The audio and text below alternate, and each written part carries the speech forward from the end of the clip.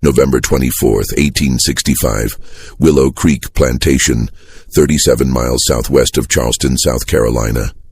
The autumn air carried the scent of roasted turkey and sweet potato pie from the main house, but in the quarters, a different kind of hunger stirred. The war had ended 7 months earlier.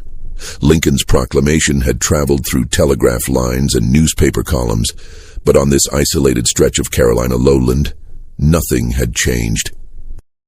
342 souls still woke before dawn, still bent their backs in fields that would never belong to them, still watched their children sold away like livestock. The master had laughed when asked about freedom, said the papers meant nothing this far from Washington, said his land operated under God's law, not Lincoln's. But on this Thanksgiving Day, while the white folks clinked crystal glasses and carved their third helpings of meat, a man named Josiah Webb stood in the doorway of cabin number 7 and made a decision that would cost him everything. He was 6 feet 9 inches tall, with hands that could snap an axe handle and a voice so deep it seemed to come from the earth itself. For 43 years, those hands had picked cotton, cleared timber, and built the very mansion where his owners now celebrated. But tonight, those hands would do something they'd never done before. Tonight, they would point toward freedom. Before we continue with this shocking story, subscribe to the channel and comment which city you're listening from. Let's strengthen our community together. Thank you. And now we return to the story. Josiah had chosen Thanksgiving deliberately. He'd watched the pattern for years, counted the bottles of bourbon that disappeared from the cellar, timed how long it took before the overseers stumbled to their beds. By 9 o'clock, the patrol dogs would be fed scraps from the feast, their bellies too full to run. By 10, the riders who normally circled the property would be passed out in the barn. The window would be narrow, maybe 4 hours before dawn, but it would be enough. He moved through the quarters like a shadow, stopping at each cabin door. His message was always the same, delivered in a whisper that somehow carried absolute certainty. Pack nothing. Bring no one who'll slow us down. When you hear the whip-poor-will call 3 times, walk to the oak tree by the tobacco barn. Don't run. Don't look back. And if anyone asks where you're going, say you're checking the smokehouse. Some people stared at him like he'd lost his mind. Others clutched his arm with trembling fingers. A few shut their doors in his face, too terrified to even listen. But by 11 o'clock that night, 47 people stood beneath that oak tree, their hearts hammering so loud Josiah swore the sound would wake the dead. The map in Josiah's mind had taken 16 years to draw. He couldn't read or write, but he could observe. He knew that sunrise came first over the eastern ridge, which meant north was to its left. He'd learned this from watching birds migrate, from tracking the position of the North Star through the gaps in his cabin roof. He knew the hounds never patrolled the marshy ground near Black Creek because their paws got caught in the mud. He'd discovered this after watching a tracker dog sink to its chest and have to be pulled free by 3 men. He knew which farms between here and the North Carolina border kept candles burning in their windows after midnight. Those weren't accidents. Those were signals from Quaker families, from free black farmers, from people who'd made a quiet decision to defy the law. He'd memorized the location of everyone, had tested his memory by closing his eyes and reciting their positions like a prayer. 32 miles northeast, the widow Patterson's dairy farm, white house with green shutters. 51 miles north, the Anderson mill, look for the water wheel that don't turn. 73 miles northwest, the railroad crossing where the tracks bend like an elbow. Wait in the hollow oak until a train heading north stops for water. Every detail had been gathered in stolen glances, in conversations with traveling peddlers, in whispered exchanges with other enslaved people who'd heard stories from those who'd tried to run.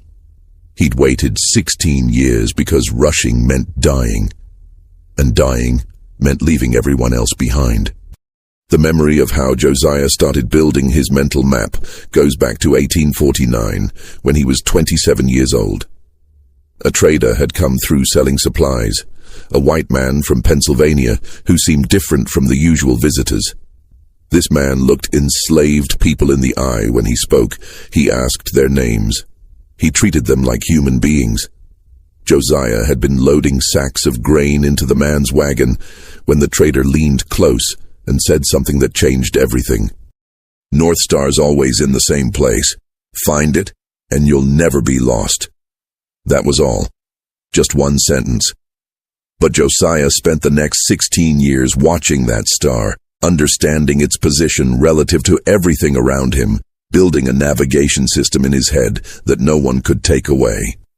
He learned that moss grew thicker on the north side of trees. He learned that geese flew in a V formation pointing north when winter came. He learned that certain flowers opened their petals toward the sun's arc, which moved from east to west. Nature became his teacher, and he became an obsessive student. Every trip to the mill, every journey to neighboring plantations to help with harvest, every moment outside the immediate confines of Willow Creek became an opportunity to gather information. He'd count his steps between landmarks. He'd memorize the shape of hills against the sky. He'd listen to conversations between white men discussing roads and towns, filing away every useful detail. By 1865, he carried an atlas in his mind, more detailed than most maps drawn on paper. The system of coded messages in cotton sacks had started almost by accident. In the summer of 1864, Josiah had been working in the gin house when he'd noticed that certain patterns of tears in the burlap looked almost intentional. He'd started experimenting, using a nail to scratch marks into scraps of fabric, leaving them where other workers would find them. At first, the messages were simple. A mark indicating which overseer would be working which field the next day. A symbol warning that a slave catcher was visiting from a neighboring plantation. The system evolved slowly, carefully, with Josiah teaching trusted people how to read the marks and create their own. By Thanksgiving 1865, at least 30 people understood the language. They'd developed symbols for days of the week, for danger levels, for meeting locations. A circle with a line through it meant cancel the plan. 3 dots in a triangle meant urgent. A curved line like a river meant head to the water. The brilliance of the system was its invisibility. Overseers saw damaged cotton sacks and saw exactly what they expected to see, nothing more. They never imagined that the very crop that enriched them was carrying messages of rebellion from picker to packer to transporter. The sacks moved through the plantation like a secret postal system, each one potentially carrying information that could save lives or launch an escape. Josiah had created a communications network inside a prison, right under the noses of the people who thought they controlled everything. 3 weeks before Thanksgiving, Josiah had made his first attempt with 12 people he'd spent months preparing. They'd left on November 2nd, a Thursday night with no moon. The group included Samuel, a 19-year-old who'd been born on the plantation and had never seen anything beyond its borders.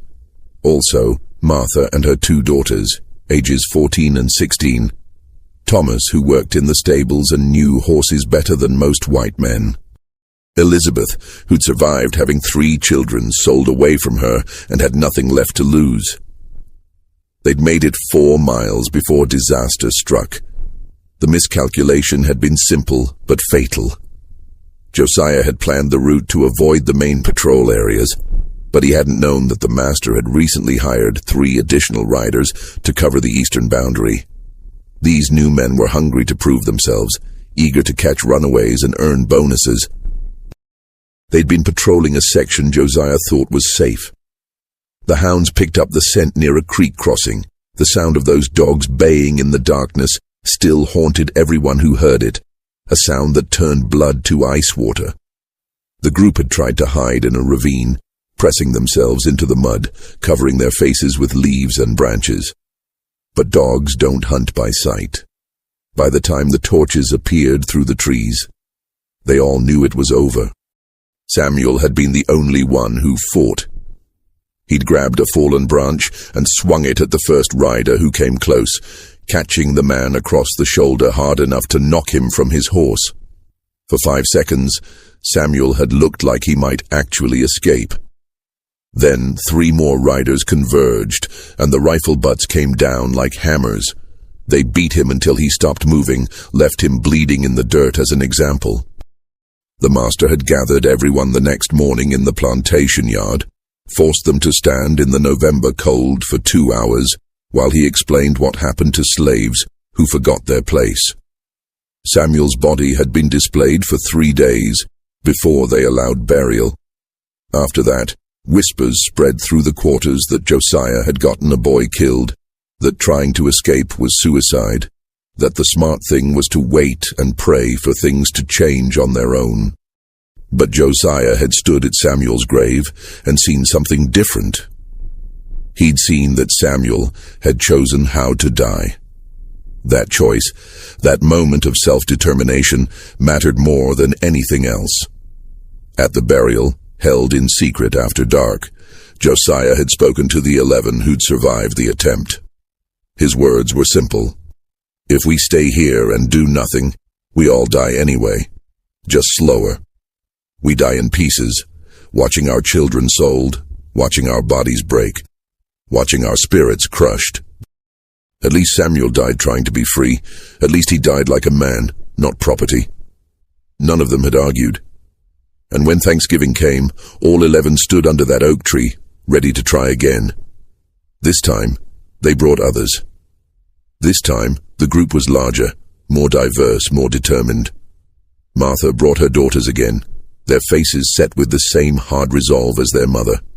Thomas brought his younger brother, a boy of 15 who'd been scheduled to be sold after Christmas.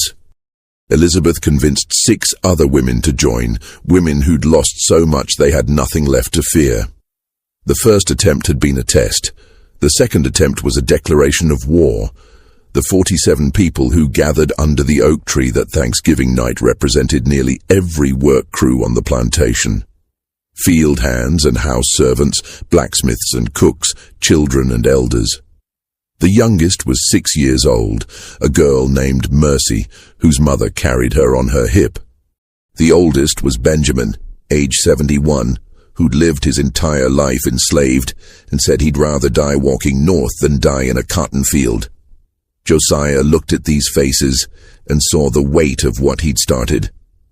These weren't just 47 people. These were 47 sets of hopes and fears, 47 reasons to succeed, 47 possible deaths on his conscience if things went wrong. But backing out now wasn't an option. They'd already taken the most dangerous step, which was deciding to try. From this moment forward, the only direction was forward. He gave final instructions in a voice barely above a whisper. We move in single file. No talking. If someone falls, the person behind helps them up. If dogs come, we split into 3 groups and meet at Black Creek. If you get caught, you don't know where the others went. You were just running blind.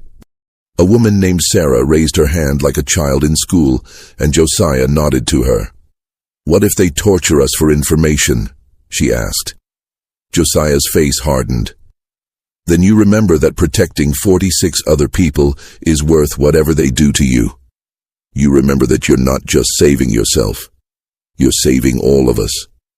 At 11:14 p.m., the whippoorwill called 3 times. The calls came from Thomas, who could imitate bird sounds so perfectly that even other birds answered him. And 47 people started walking toward freedom. The route Josiah had planned took them northeast for the first 5 miles, following a dry creek bed that provided cover and muffled their footsteps. The November night was cold enough to see breath, but not cold enough for frost. That was important. Frost would make noise when they walked through grass. The creek bed wound through pine forest thick enough to block moonlight, which meant traveling mostly by touch and memory. Josiah led from the front, counting steps, pausing every few minutes to listen for sounds of pursuit. Behind him, 46 people moved like ghosts, holding hands in the darkness to stay connected. Children had been warned to stay silent no matter what. And to their credit, they obeyed. Even Mercy, the 6-year-old, made no sound beyond soft breathing. The first hour passed without incident. They covered approximately 2 miles, slower than Josiah had hoped but faster than he'd feared. At the 1-hour mark, they paused in a clearing where the creek bed widened. Josiah moved through the group, checking faces, whispering encouragement. An old man named Benjamin was already breathing hard, but he waved off offers of help with stubborn pride. Martha's daughters looked terrified, but determined, holding hands so tight their knuckles showed white even in the darkness. Thomas kept looking back the way they'd come, his body tense as a drawn bowstring, listening for dogs.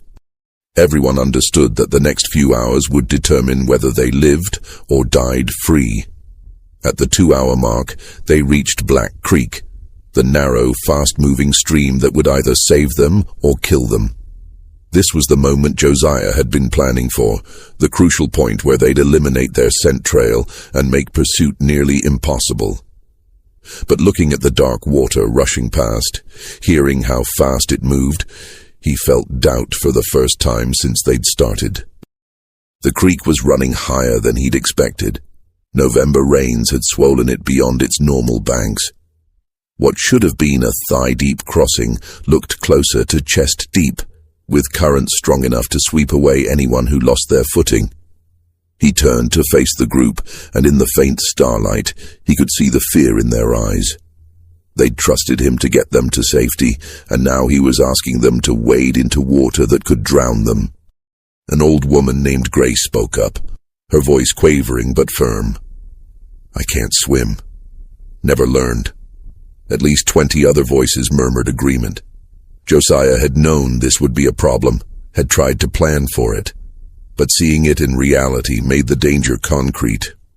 "We lock arms," he said, demonstrating by grabbing Thomas's arm and having Thomas grab the next person's. "We form a chain, strong people on the outside, children and elders in the middle. We move slow. If someone loses their footing, the whole chain stops until they're steady. Understand?" Heads nodded in the darkness. "And one more thing," Josiah added. "The water's going to be cold, colder than you think. Your body's going to want to gasp and panic. Don't. Breathe slow. Keep moving. The cold can't kill you in the time it takes to cross, but the current can if you fight it instead of working with it." He didn't mention that cold water could absolutely kill them if they stayed in it too long, that hypothermia would set in within minutes. No point adding that fear to everything else they were already carrying. Josiah entered the water first, feeling the shock of cold hit him like a physical blow. The creek bottom was rocky and uneven, with slippery moss covering most surfaces.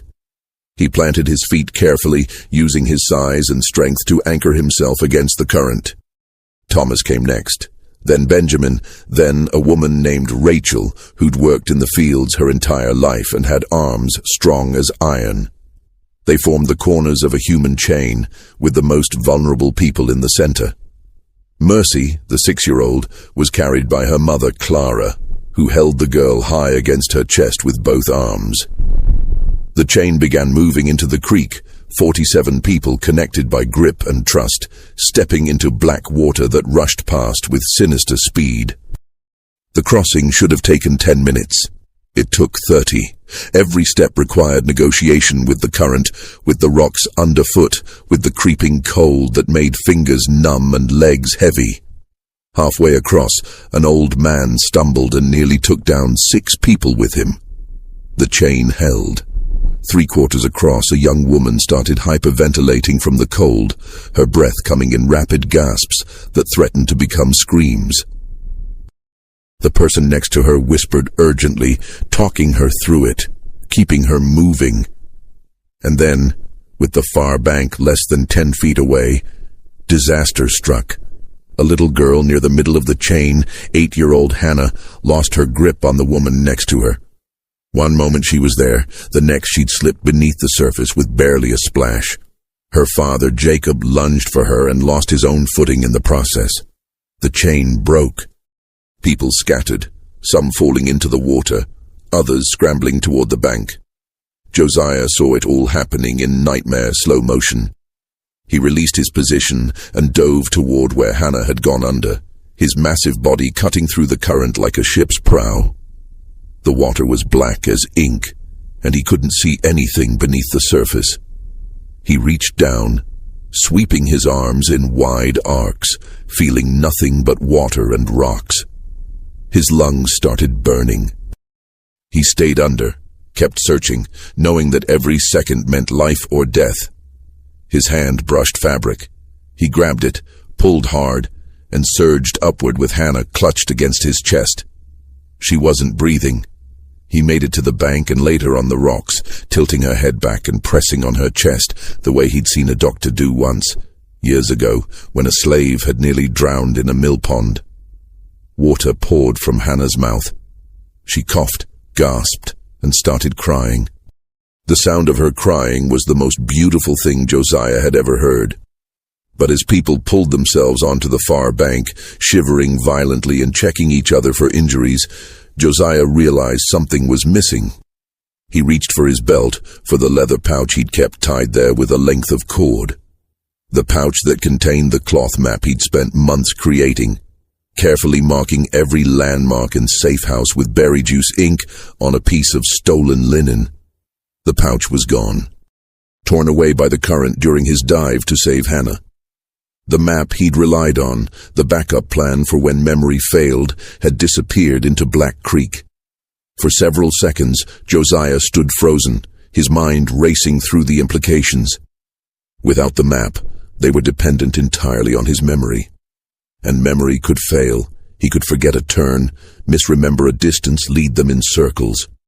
But the 46 faces looking at him expected confidence, expected leadership, expected him to have answers.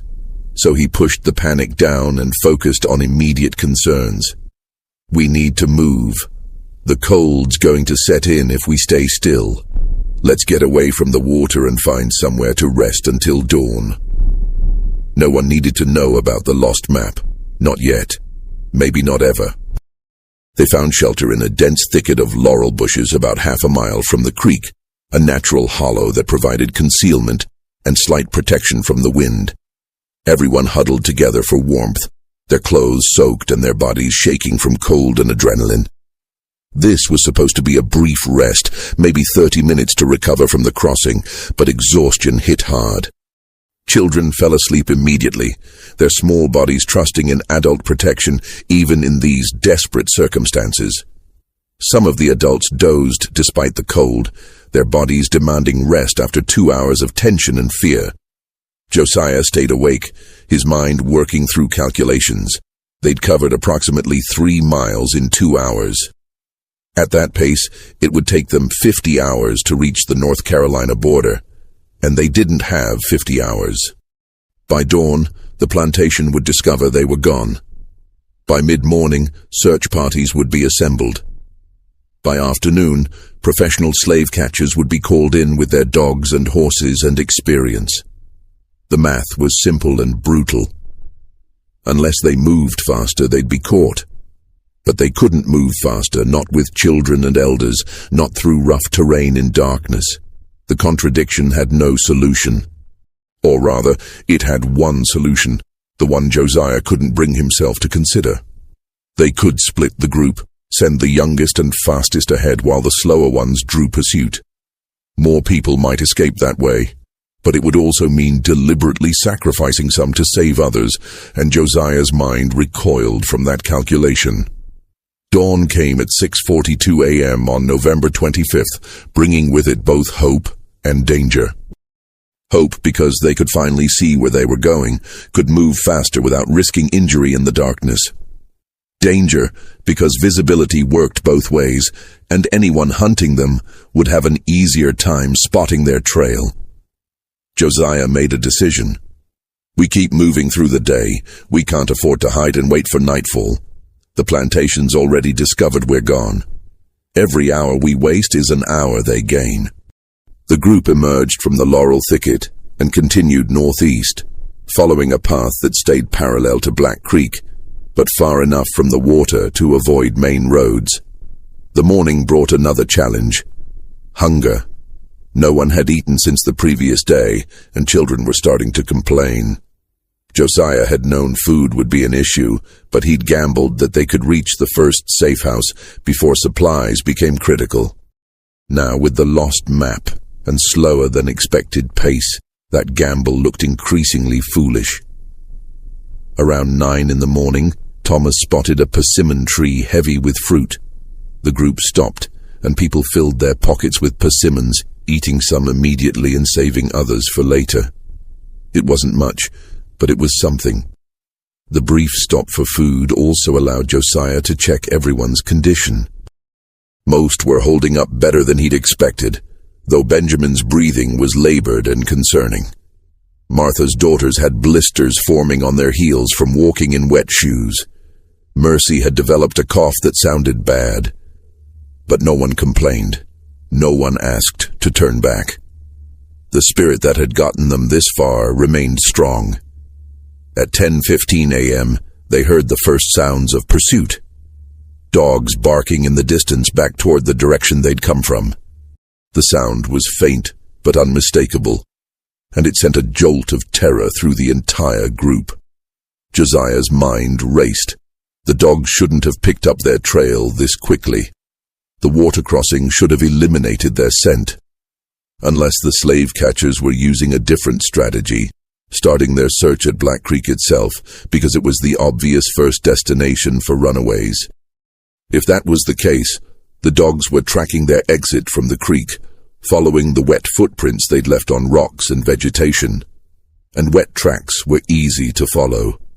"Run," Josiah said, the word cutting through the morning air like a whip crack.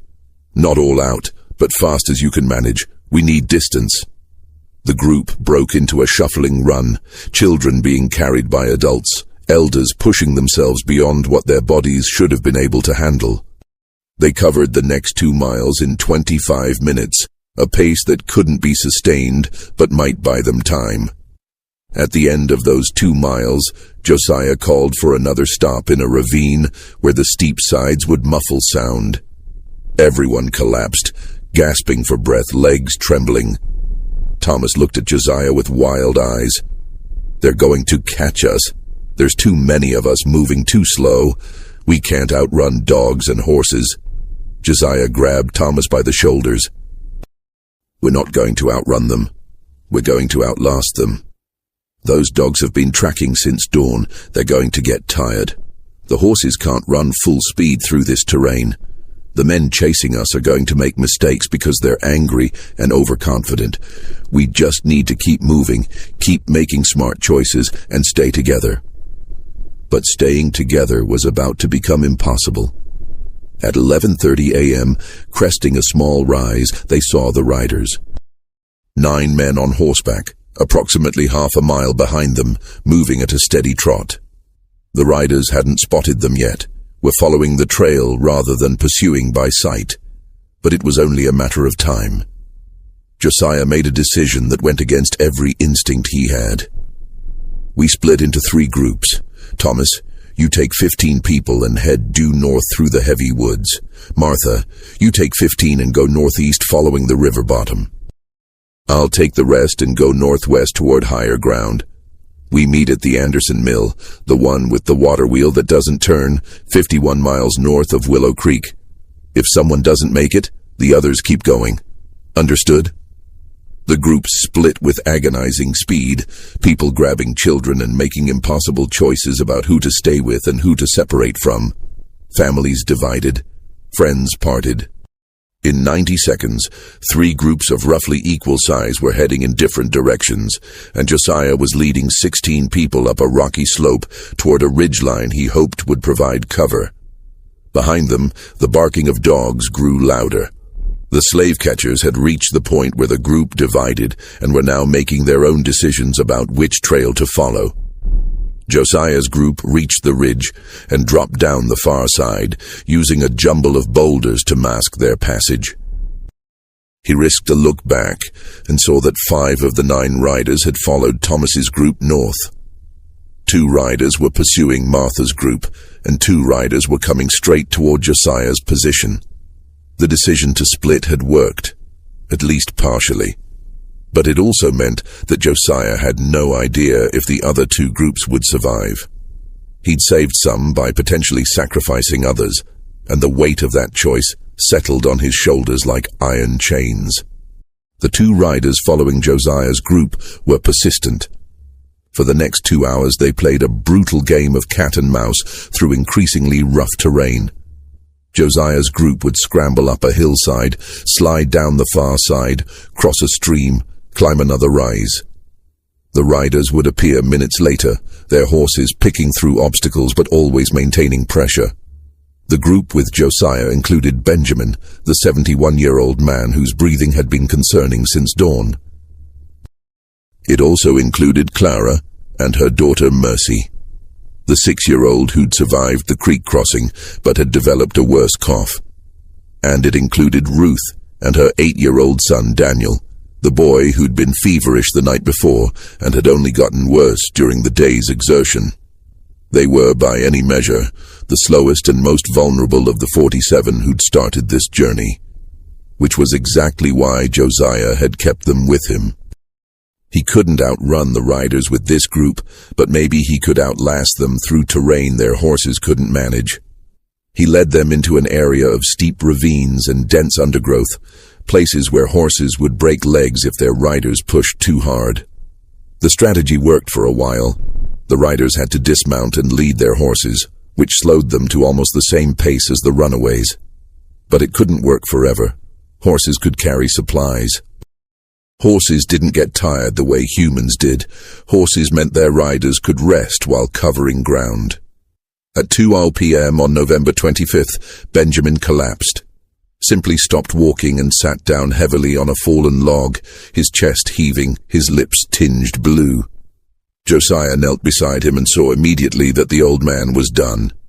Not giving up, but physically incapable of going further. Benjamin grabbed Josiah's wrist with surprising strength. "Leave me. I slow you down, and I'm done anyway. Leave me and save the children." Josiah shook his head. "I'm not leaving anyone." Benjamin's face hardened.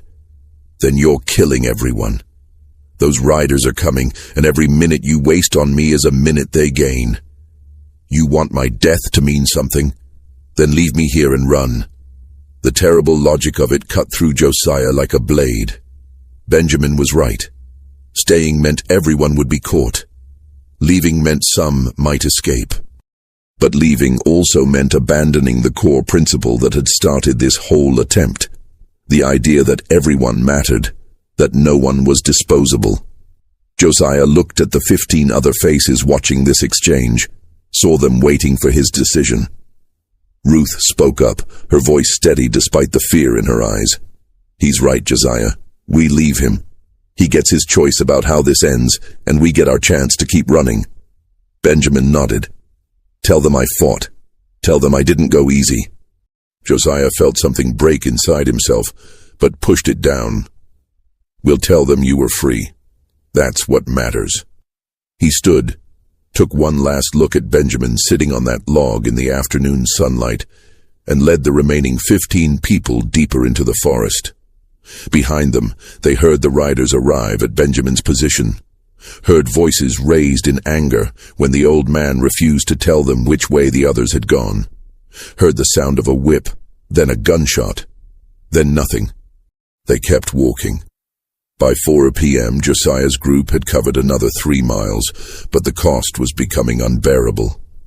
Daniel, Ruth's feverish son, was barely conscious, his mother carrying him on her back with a rope tied around her waist to support his weight. Mercy was coughing so hard she was bringing up blood. Clara carried her without complaint, but the woman's face showed the strain. They were moving slower than walking pace now, stumbling through forest that seemed to have no end. And behind them, Though the riders had stopped to deal with Benjamin, they'd eventually continue the pursuit. Josiah knew they needed shelter, needed rest, needed food and water and medical help they had no way to get. His mental map told him the widow Patterson's farm was approximately 28 miles northeast of their current position. Might as well be on the moon. They'd never make it at this pace, not with sick children and exhausted adults. The situation was impossible. But impossible was all they had, so they kept moving. At 4:30 p.m., they stumbled onto a dirt road. Josiah's first instinct was to retreat back into the forest, but before they could, a wagon appeared around a bend in the road. A white man driving, a middle-aged farmer by the look of him, hauling a load of corn. Josiah and his group froze, caught in the open with no cover, no excuse, no hope. This was it. This was where they'd be reported, captured, returned to Willow Creek to face whatever horrors the master had prepared for runaways. The farmer pulled his wagon to a stop and stared at them for a long moment. Josiah stared back, his mind working through scenarios. Could they overpower the man? Could they run before he raised an alarm? The farmer looked at the group, at the exhausted faces, at the children being carried, at Ruth, with Daniel tied to her back. He looked at Josiah and asked a single question. "You folks running north?" Josiah considered lying, considered a dozen different answers, and settled on the truth because lies required energy he didn't have left. "Yes." The farmer nodded slowly. "My name's William Carter. I got a barn about 2 miles west of here. Got a cellar underneath where you can hide for a few days until the search moves on. Got food and clean water and medicine for sick children. Got a wife who'll ask no questions and tell no lies to anyone who comes looking." Josiah felt tears start to form and forced them back. "Why?" he asked. William Carter's face showed no emotion at all. "Because it's wrong. Keeping people as property. I knew it was wrong before the war, and I know it's wrong now. I can't fix the whole system, but I can help 16 people who need it. Now you want to stand here talking philosophy, or you want to get off this road before someone else comes along who'll shoot you on sight." The barn was exactly 2 miles west, down a narrow track that wound through farmland that had clearly seen better days. William Carter's property showed signs of the war's impact. Fields left partially fallow, fences in need of repair, buildings weathered and worn. But the barn was solid, and more importantly, it had a cellar accessed through a trapdoor hidden under hay bales. The cellar was maybe 12 feet square, with a dirt floor and walls of rough stone. It was damp and dark and smelled of earth and old vegetables. It was the most beautiful place Josiah had ever seen. William Carter's wife, Margaret, appeared with blankets and food within minutes. She took one look at Daniel and Mercy, the 2 sick children, and went into action with the efficiency of someone who'd dealt with illness before. She brought willow bark tea for the fever, honey for the cough, clean cloths and warm water. She worked quietly while William stood guard above, watching the road for signs of searchers. By 16 p.m., all 16 people were hidden in the cellar, fed, warm, and for the first time in 30 hours, relatively safe. Josiah sat against the stone wall and felt exhaustion hit him like a physical weight. They'd made it. Not to freedom, not to the north, but to a moment of breathing room, a moment where no one was chasing them, a moment where sick children were being cared for and exhausted adults could rest. It was temporary, but temporary was enough. William Carter came down to the cellar after dark with news. The riders were still searching the area, asking questions at farms and threatening anyone suspected of helping runaways. 2 other groups of escaped slaves had been caught that afternoon, brought back in chains. Thomas's group and Martha's group. 31 people captured, beaten, returned to Willow Creek. Only Josiah's 16 remained free, and only because they'd stumbled onto the one road where the one man who'd helped them happened to be driving his wagon at exactly the right time. The margin between success and failure had been that thin. Josiah felt the weight of those 31 recaptures like a physical blow. Thomas, who'd been loyal from the beginning. Martha and her daughters, who'd tried twice. All the others who'd trusted him, who'd risked everything. Now back in chains, facing punishment he couldn't imagine. And Benjamin, dead in the forest, his sacrifice buying maybe an hour of lead time that had ultimately made the difference. William Carter saw the expression on Josiah's face and spoke quietly. "You can't carry all of it. Some people got caught. Some people got away. You did what you could with what you had. Now the question is what you do next." Josiah looked at the 15 people sleeping in the cellar, at Ruth with Daniel, at Clara holding Mercy, at all the others who'd somehow survived. "We keep going. Soon as it's safe, we make it north, and we tell people what happened here. We make sure everyone knows what Benjamin did, what Thomas and Martha did. We make sure this means something." They stayed in William Carter's cellar for 3 days. 3 days while slave catchers combed the area, while dogs sniffed at barn doors, while riders questioned every farmer within 10 miles. 3 days while Daniel's fever broke and Mercy's cough improved, and exhausted bodies recovered enough strength to continue. William Carter brought them food twice a day, brought news of the search, brought confirmation that the other groups had been captured, and returned to Willow Creek. On the evening of the 3rd day, November 28th, William came down to the cellar with different news. The search had moved south, following false reports of runaways heading toward Georgia. The immediate area was clear, at least for the moment. It was time to move. William had used the 3 days to prepare. He'd obtained false travel papers claiming Josiah's group were freed slaves moving north to reunite with family. The papers wouldn't hold up to serious scrutiny, but they might fool a casual patrol. He'd packed food for a week, had drawn a detailed map showing safe houses and friendly contacts between here and the North Carolina border. He'd even arranged for a wagon to take them the first 20 miles, driven by a free black farmer who owed William a favor. "After that, you're on your own," William said. "But you'll be 45 miles from Willow Creek, and the search has mostly given up. You'll have a real chance." At midnight on November 28th, 16 people climbed out of the cellar and into a cold, clear night. They loaded into the wagon, covering themselves with burlap sacks, and began rolling north. Josiah looked back once at William Carter standing in his farmyard, this white man who'd risked everything to help strangers, and raised his hand in silent thanks. William nodded and disappeared into his barn. The wagon ride took 4 hours, covering ground that would have taken 2 days on foot. At 4:00 a.m., they stopped at a crossroads, and the driver pointed north. "Another 20 miles that way, you'll find a church with a red door. Knock 3 times, wait, knock twice. Tell them William sent you.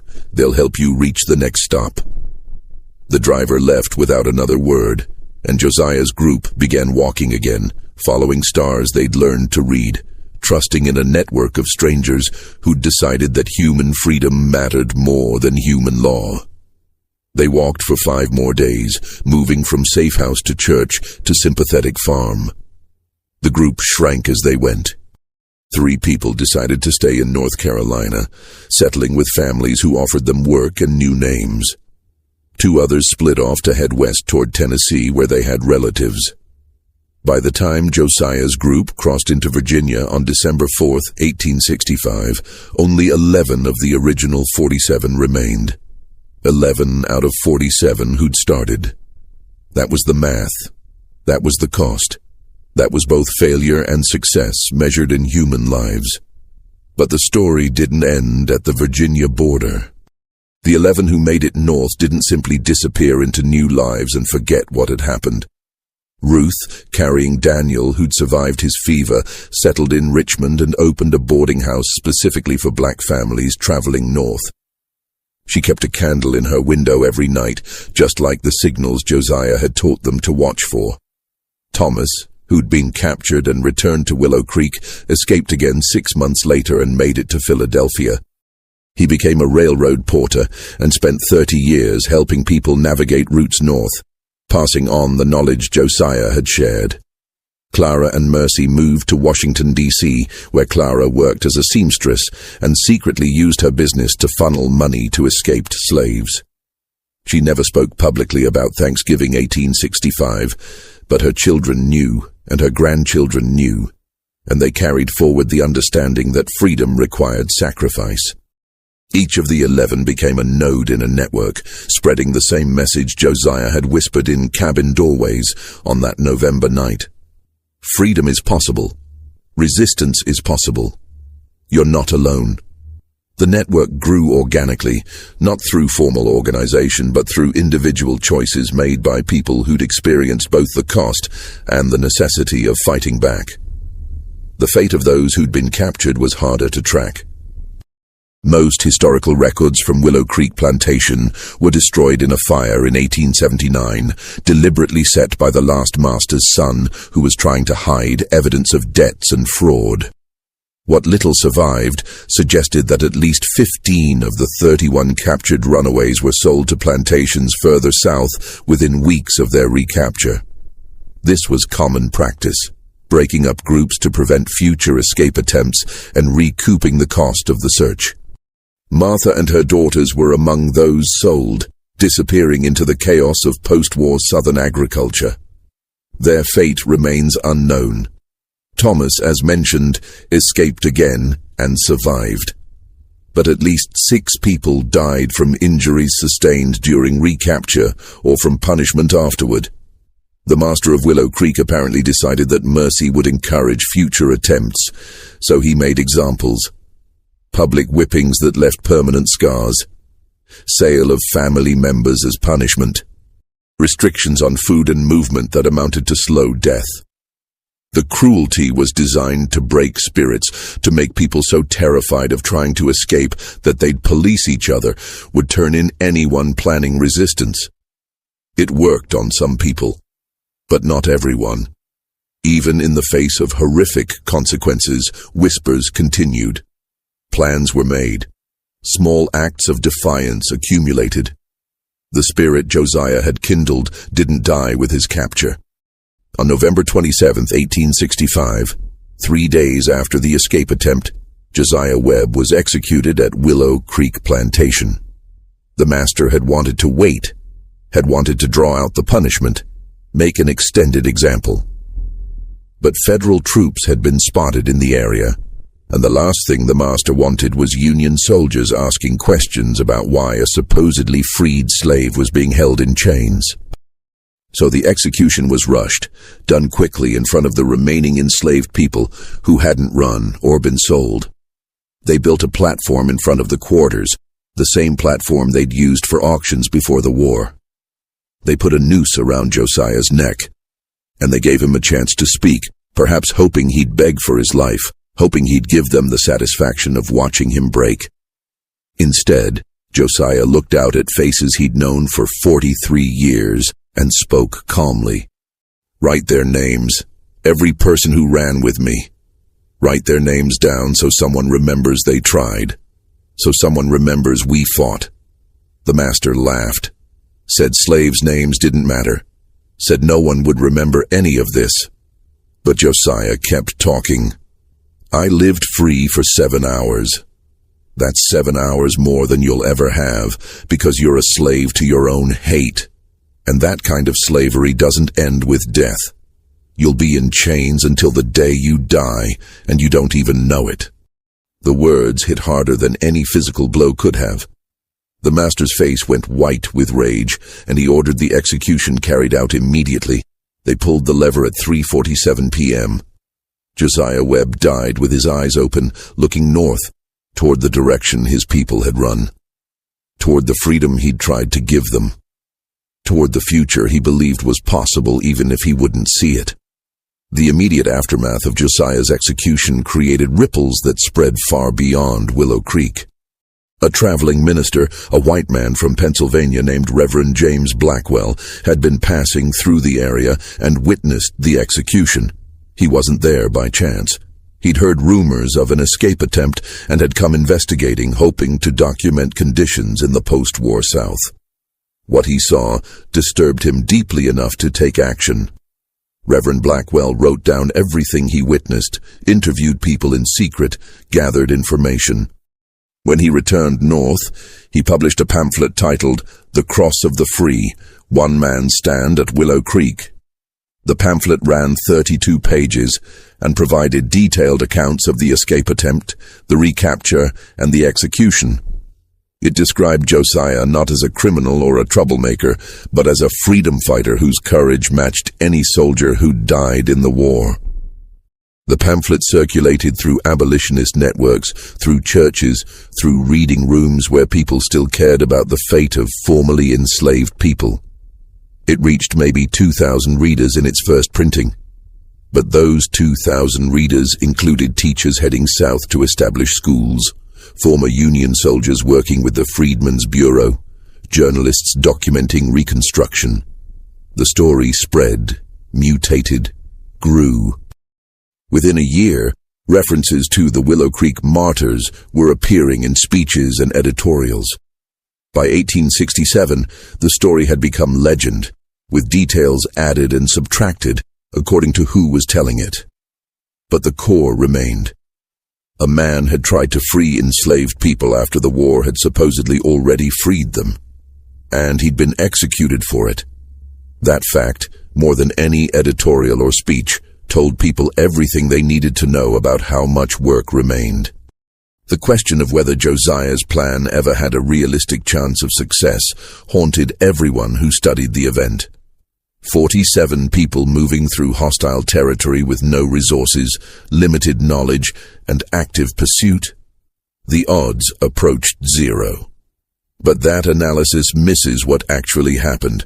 Of the 47 who started, 11 reached freedom. That's a success rate of 23%. In baseball, that would be a terrible batting average. In war, it would be called a tactical disaster. But these weren't soldiers playing a game. These were people with no options trying the only thing left. 23% meant 11 people who'd been enslaved were now free. 23% meant 11 people who could help others, teach others, inspire others. 23% meant 11 small lights in the darkness, each one capable of igniting other lights. Judged by the standard of, did everyone make it, the attempt was a failure. Judged by the standard of, did nothing change, the attempt was a catastrophic success. Because things did change. The people who participated learned that resistance was possible. The people who heard about it learned that fighting back was an option. The network of safe houses got stronger as people like William Carter stepped forward. The Underground Railroad, which supposedly ended with emancipation, actually gained new energy in the chaos of Reconstruction as people realized that legal freedom wasn't the same as actual freedom. Back at Willow Creek, life continued in its grinding way for those who remained. The plantation limped through 1866 and 1867, unable to adapt to free labor, unable to compete with farms that had modernized during the war. By 1868, the master had sold off most of his land to pay debts. By 1869, the plantation was bankrupt, its remaining workers scattered to other farms or to cities looking for wage work. The master died in 1871, bitter and broke, blaming the war and the slaves and the government and everyone except himself. His children sold the last of the property and moved west. The mansion, once symbol of wealth and power, burned in 1879 in a fire whose cause was never determined. Some said it was lightning. Some said it was an accident. Some said it was set deliberately by someone who'd been enslaved there and wanted to erase the physical reminder of their suffering. No one investigated too hard. By 1880, nothing remained of Willow Creek Plantation except foundation stones and a cemetery where the White family was buried. The quarters where 342 enslaved people had lived, the fields where they'd worked, the lives they'd lived, all of it disappeared as if it had never existed. But memory persisted in ways buildings could not. The 11 people who made it north carried stories that they told their children, who told their children, who told theirs. The stories changed over time, as all stories do. Details blurred, names were forgotten or changed, events were compressed or expanded. But the core remained. A man named Josiah Webb had decided that Thanksgiving 1865 would be the day freedom stopped being a promise and started being a reality. He'd planned an escape. He'd gathered 47 people. He'd led them into the night toward an uncertain future. He'd been caught and executed, and in doing so, he'd created something that outlasted his life. He'd created an example, a reference point, a story that said trying was better than submitting, that dying free was better than living enslaved, that individual action mattered even against impossible odds. That story became part of family history for dozens of families descended from those 11 survivors. It became part of church tradition in black congregations across the South, told every Thanksgiving as a reminder of what the holiday meant to people who had no reason to be thankful under slavery. It became legend, myth, inspiration. In 1963, a freedom rider from Boston stood in front of a church in Charleston and told the Josiah Webb story to explain why he'd come south, why he was willing to face violence and arrest. If a man in 1865 was willing to die for freedom, he said, how can I do less in 1963 when the law is on my side? That connection, that lineage of resistance spanning a century, validated everything Josiah had done. The site of Willow Creek Plantation is now farmland, row after row of soybeans stretching to the horizon, worked by combines and irrigation systems, looking nothing like it did in 1865. The mansion's foundation stones were cleared decades ago. The cemetery was vandalized repeatedly and finally paved over for an access road. There's no historical marker, no plaque, no indication that anything of significance ever happened here. In 1998, a local historical society petitioned to place a marker acknowledging the plantation's history and the 1865 escape attempt. The landowner, a corporate farming operation, refused permission, said they didn't want controversy affecting property values, said it was all ancient history anyway, said no one cared about things that happened over a century ago. They were wrong about that last part. People did care. In 2003, a coalition of activists and descendants organized an annual memorial service on the public road bordering the property. They gather every Thanksgiving morning at dawn, when Josiah and 47 others began their walk north. They read names of enslaved people who lived and died in the area. They sing hymns. They tell the story. The tradition has continued for over 20 years now, growing larger each year, attracting people from across the country who come to remember and honor people whose names appear in no official records. The question of what happened to Josiah's body after his execution remains partially unresolved. Records indicate burial somewhere on Willow Creek property, but no marker was placed and the location was lost when the plantation changed hands multiple times. In the 1990s, archaeologists conducted a survey of the old plantation site in preparation for development.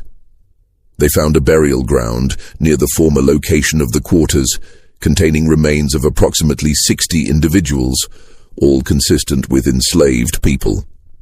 One skeleton immediately stood out. The individual would have been between 6'8" and 7 feet tall at death, with bone structure suggesting tremendous physical strength and a lifetime of hard labor. Skeletal analysis indicated death by hanging, with characteristic damage to cervical vertebrae consistent with judicial execution. The bones showed evidence of multiple healed fractures, old whipping scars, and malnutrition during childhood, followed by better nutrition in adulthood. Everything matched what would be expected for an enslaved person who lived their entire life in bondage. The skeleton was designated Individual 23 in the archaeological report. DNA analysis was attempted but produced no matches in available databases. Without documentary evidence or genetic confirmation, the skeleton's identity couldn't be proven. But probability suggests it's Josiah Webb. The height alone makes it likely. The manner of death makes it almost certain. In 2002, all the remains from the site were reburied with full ceremony at a memorial cemetery established specifically for victims of slavery. Individual 23 received a marker reading, "Unknown individual, possibly Josiah Webb, died circa 1865 fighting for freedom. Your name may be lost, but your courage is remembered." Today, more than 150 years after that Thanksgiving night, Josiah Webb's story continues to resonate. It appears in academic studies of Reconstruction-era resistance. It shows up in genealogical research as descendants trace their family trees back to Willow Creek. It's taught in some schools as part of Black history curriculum, though often in simplified form that misses the complexity and tragedy of what actually happened. The story has been adapted into plays, poems, and songs. A novelist wrote a fictionalized version in 2015 that became a modest bestseller. A documentary filmmaker spent 3 years tracking down descendants of the 11 survivors, compiling their family stories into a film that premiered at Sundance. The story refuses to die because it speaks to something fundamental about human nature. The desire for freedom isn't abstract. It's not theoretical. It's concrete and immediate and worth dying for. Josiah understood this in a way that transcended the specific circumstances of 1865. He understood that people need to try, need to fight, need to resist, even when resistance seems futile. Because giving up guarantees defeat, while trying at least creates the possibility of change. That lesson applies to slavery in 1865. It applies to segregation in 1965. It applies to every form of injustice and oppression that humans create. The details change, the uniforms change, the laws change, but the fundamental question remains the same. Will you submit or will you fight? Josiah answered that question with his life, and his answer echoes across generations.